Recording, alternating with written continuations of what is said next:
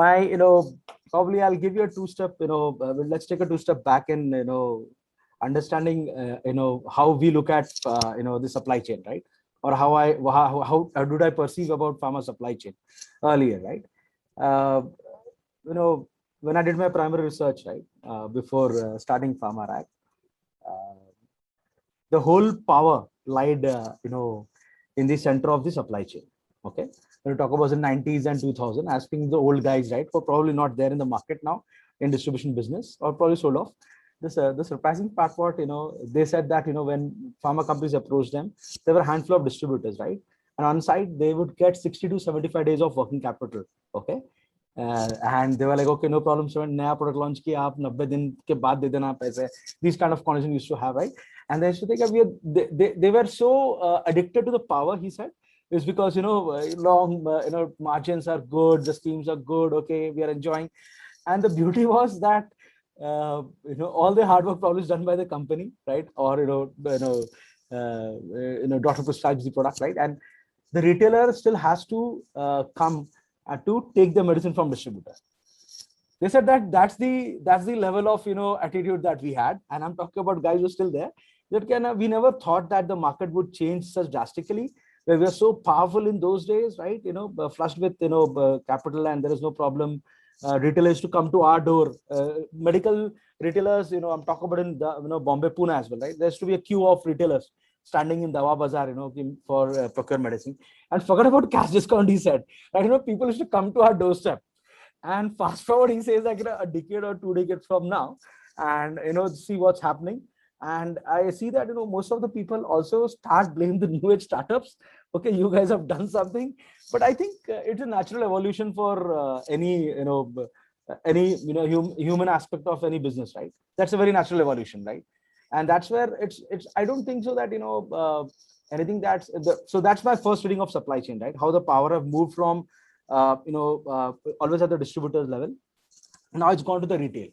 When you ask me that, and so the time has come where most of the digital health startup or any ecosystem player, whether it's a company or it's a distributor, right, or any digital health player like us, right, for example, they need to align their business model or strategies around how this shift is happening or happening from distributor to retailer.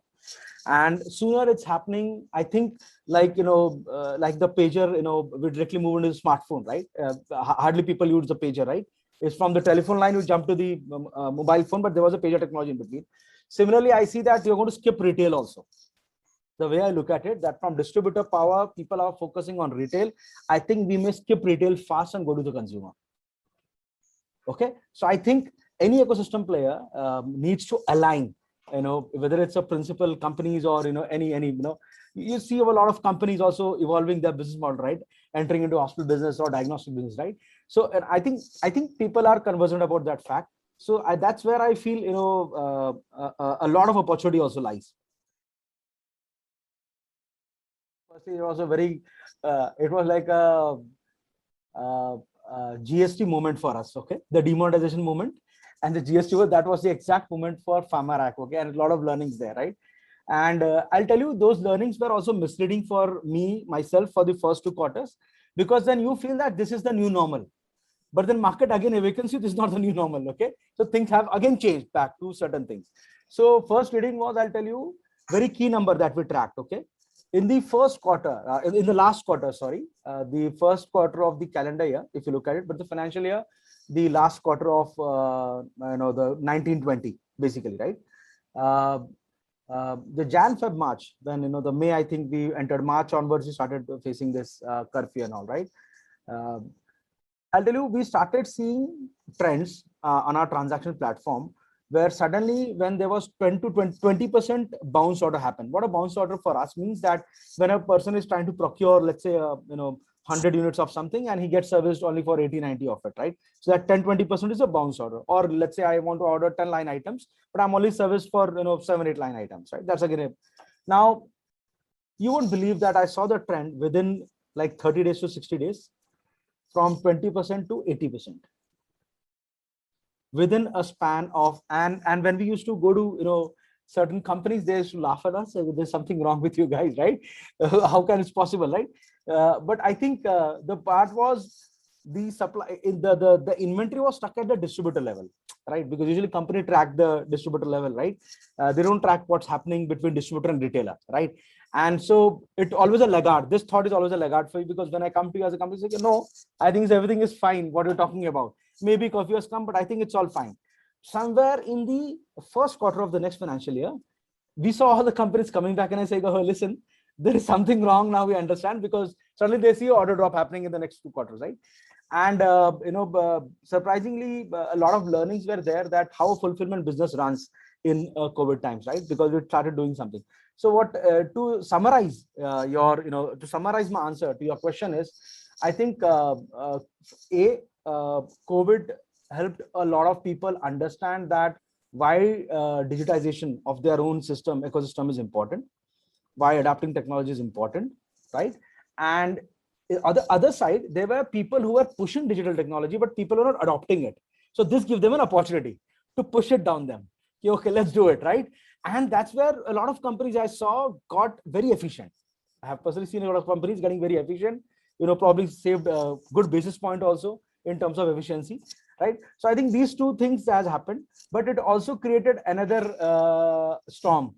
Okay, that another storm was, see, the supply chain nuances, right? I'm sure that your users would know the supply chain nuances because you come from the domain industry. I'm not from this industry, but all these fissures in the supply chain, nobody knew, trust me. And all these new age companies that you see, or the other corporates, I don't want to name them, who are entering into pharma businesses, right? Or the new, large online players who have entered in the business, they got all this information very fast. This was not there. You always find, you always need, as a giant, you always need a gap to enter, right? And to make it big. And that's where these features were exposed of the supply chain in the COVID times. And that's why you saw a lot of, these corporates coming in. They're struggling for 4-5 years, but suddenly you see that they're at a different level, right? So I think these are all three things, learnings. As far as the consumer, I think, to be very honest, the consumer, hats off to the chemist guys, okay? Because I do remember the chemist guys still opening, risking their, because we're fulfilling a lot of to these chemist guys, right? In those days, they were ordering. We saw that these chemists actually, were putting their lives at risk. I have seen it personally, and dispensing the medicine. So I think these were the crusaders who were there still, the brick and mortar chemist shop. These were still there, servicing, because they could understand, because digital businesses don't understand the emotional connect, but the physical businesses do understand the emotional connect, right? So they were compelled, they knew what's happening there, and they always did open their shops, right? So I think, these are quick, good happenings in COVID, but I think the king is the consumer, right? Everybody's there where the mouth is, right? So everybody's trying to feed the consumer now. So firstly, see, on the ideation of Pharmarack, we just stumbled upon, okay? There was no like grand vision in building it, or, okay, we could see what's going to come like an Nostradamus. No. Okay, it was, I think, more intrigued by some natural events, personally, that I, foresaw. For example, I quote always this, what intrigued me into pharma. I was never intrigued in pharma, right? Never ever in my life. Being a chemical engineer, I've never been intrigued, but however, in pharma, right? I come from a debt market days. I saw a company coming and raising funds from debt market at a lower rate than the bank. And this was like, something I couldn't garner, because I spent like before that almost close to a decade in the debt market and the bond market. And I was at a stage where I presumed that, okay, I understand the markets very well. And this is something like it brought me back to the ground, and I was like, okay, there is something I don't understand about debt market. And when I inquired, it created a lot of anxiety, and also in terms of not the negative side of anxiety, but there's something happening in this industry which I don't understand, right? And I could see that the lot of value there, like in the entire value chain. If you look at a lot of value there, everybody's I wouldn't like to say enjoy, but yes, almost like enjoying the values there lying in the below the supply chain, right? And it's like hunky dory, everything is hunky dory, like a standard investment banking business that you are running, right? Where you're like, okay, so it sounded very flashy. So when I delved very deeper and then understand it, then we put some time in understanding how this market is going to shape up.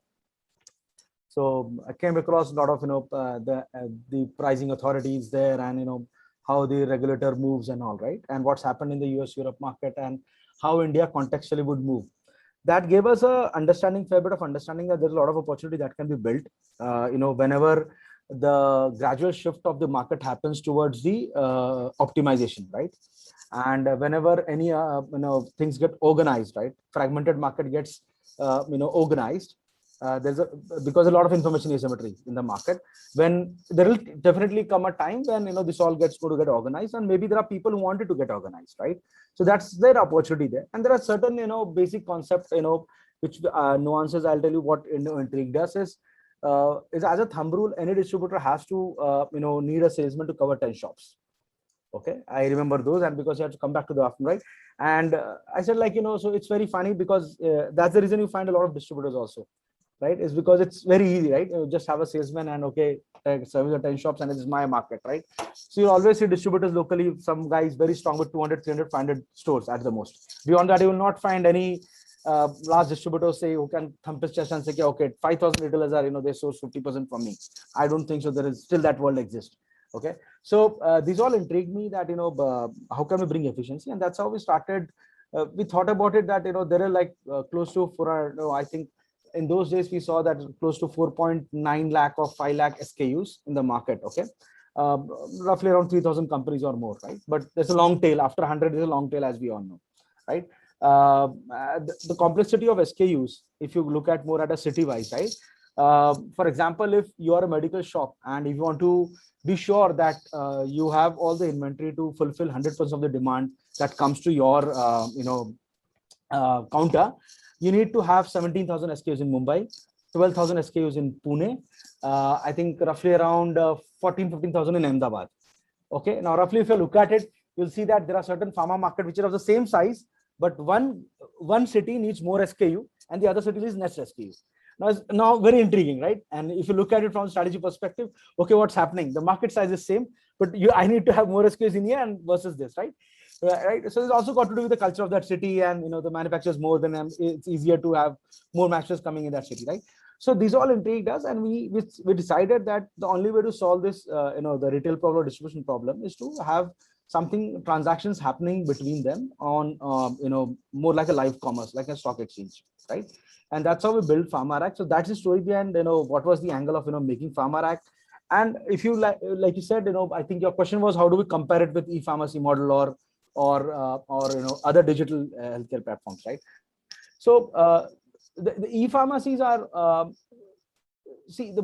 e-pharmacies are more or less the models that I understand in the market are more focused on getting the consumer. They are not much bothered about the distributor or the retailer or for that sake, any particular product they are, or any particular company, they are not aligned. They are more aligned to, getting the consumer businesses, and how do I have the purchasing power so that I get better margins, right? That's where the whole focus is on, right? Now you can call it whatever businesses you want to call it, right? And you can give them names, but that's what's happening in the market, right? So, and that's exactly, I would say, contrary to what, it's not, designed contrary thinking, but it just happens to be that, while we try to focus on optimizing the retail side, right? And making retailer accessibility and availability, right? Which was the biggest issue. So we have, I'm so proud that probably I'll also urge your users to somehow, whenever they go to any, just do ask about Pharmarack, right? I'll be very interested, because I always like to, market it this way, that I need to go and check out on the street, how do they source medicine, right? So, so the accessibility and availability of medicine is what we try to solve in here.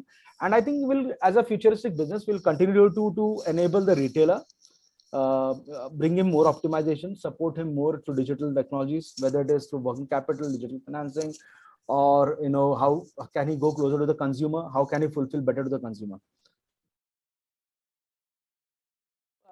I would like to, just throw one perspective from the pharma company, viewpoint, right? Hey, what's in it for, why should I look at Pharmarack, right? So trying to address that. I don't want to delve deeper into products or market any product or, say what we're going to do.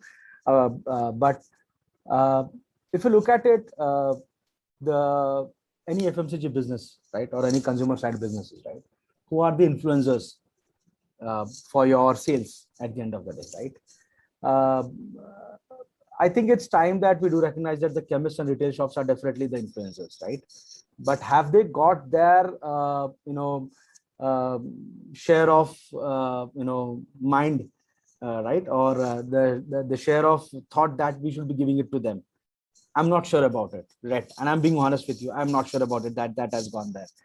And we are the only platform, right? You may hear many platforms. We are the only neutral platform, let me put it that way, because we are neither a distributor, neither an online pharmacy. We are none, right? So we are new. That's why I call it we are neutral platform, right? We're the only neutral platform who's trying to focus only on the retail clients, on the retailers, right? If companies want to reach out to these pharmacies, right, on the retailers, we have a phenomenal active users on our platform, right? On an average, for example, I'll tell you, any retailer spends at least 12 minutes on our application every damn day. Okay.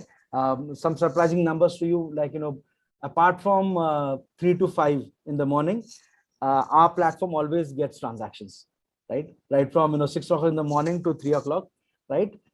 More surprises to your users, probably, that most of the time the procurement of a chemist, one might think that maybe in the morning it does. No, it does between 7:30 and 9 o'clock at night. Okay, so these are, like, very, we know a lot of behavior behind the retail, right? And I think that is something, probably, I would urge your requesters to, maybe you want to look at it, how we can together try to bring these retailers closer to the companies through our platform.